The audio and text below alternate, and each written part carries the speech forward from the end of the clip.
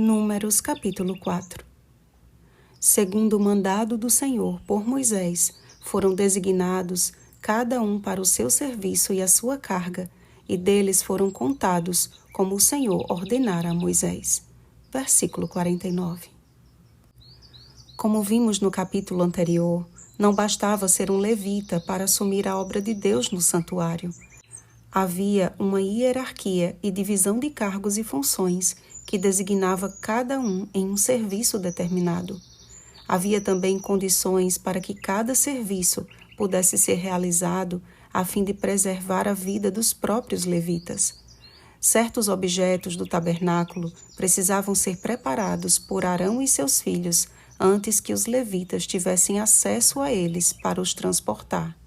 A Arca da Aliança, por exemplo, além dos objetos imóveis utilizados no lugar santo, precisavam ser cuidadosamente cobertos antes que os filhos de Coate tivessem acesso a qualquer deles, para que não morressem.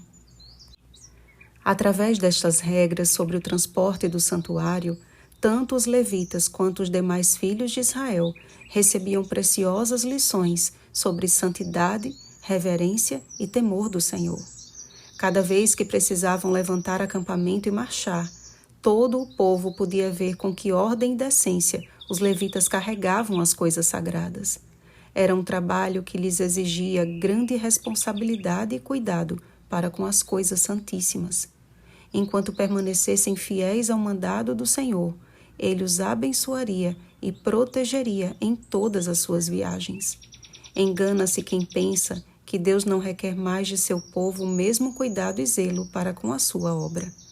Cada discípulo de Jesus é chamado a realizar um serviço específico na grande obra final e precisamos permitir que o Senhor nos indique este exato dever. Após o Pentecostes, os discípulos foram capacitados para um ministério mundial de proclamar as boas novas de salvação em Cristo Jesus.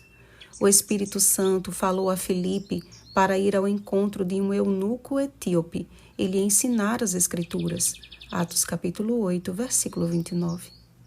O apóstolo Pedro recebeu instruções do Espírito Santo após uma visão de ir pregar também aos gentios. Atos capítulo 10, versículo 20. Paulo foi impedido pelo Espírito Santo de ir a determinado lugar e, através de uma visão, entendeu para onde deveria ir naquele momento. Atos capítulo 16, versículo 7 ao 10. O mesmo Espírito permanece guiando os filhos de Deus hoje, e nosso papel é tão somente estar atentos para ouvir a sua voz. Quem tem ouvidos, ouça o que o Espírito diz às igrejas. Apocalipse capítulo 2, versículo 7. Não podemos lidar com a sagrada obra do Senhor conforme nos apraz, mas precisamos entender qual seja a vontade de Deus em nossa lida nesta terra.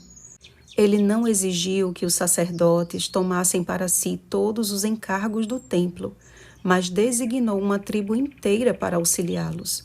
Também não colocou sobre os ombros de uns poucos o peso de carregar o santuário, mas dividiu as funções a fim de que não fossem sobrecarregados.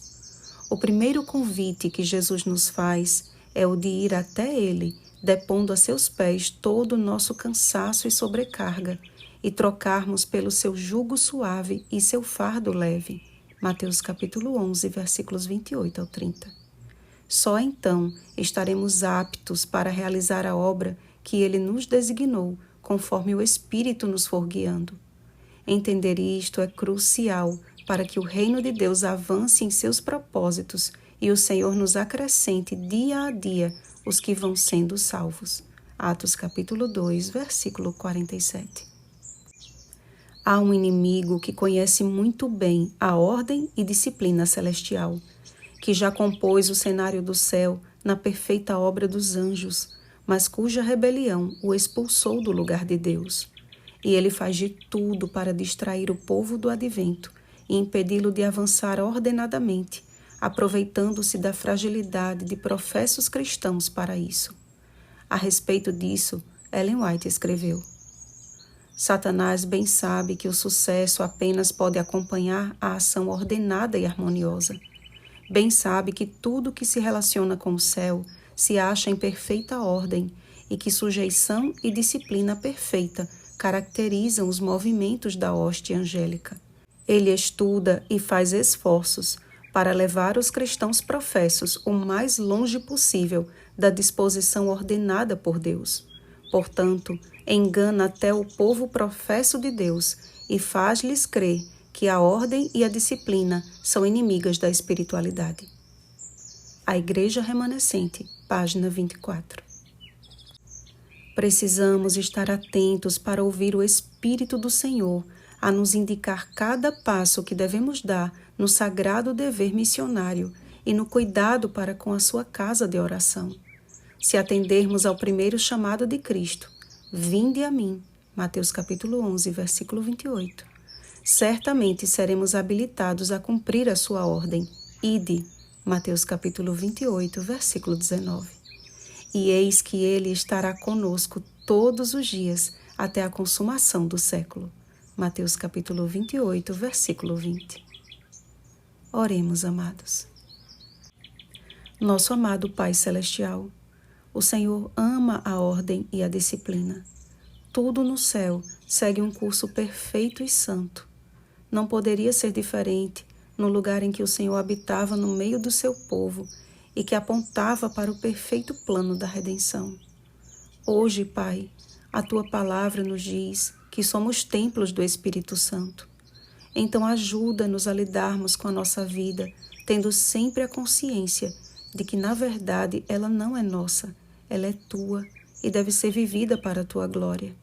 Que, como igreja, sejamos guiados por Teu Espírito com ordem e decência, servindo ao Senhor com temor e tremor, mas também com amor e devoção. Em nome de Jesus. Amém. Vigiemos e oremos. Um bom dia da preparação, Igreja ordenada do Deus vivo. Oremos pelo batismo do Espírito Santo. Oremos uns pelos outros. Rosana Garcia Barros.